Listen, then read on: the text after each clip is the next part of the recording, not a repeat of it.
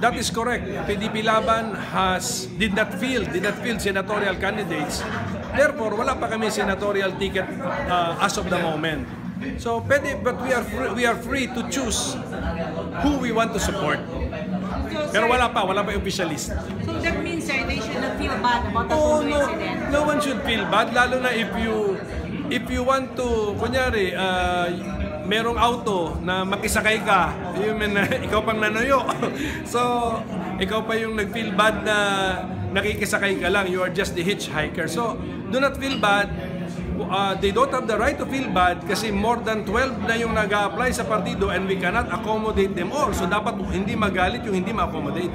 Si General Junicio Santiago, si Dante Liban, Rafi Alunan, and Greco Belica. So far yung apat. So may time pa kami mamili pa ng Sandra Camis is applying. Wala, Sandra Camis is applying but she does not have an inside track.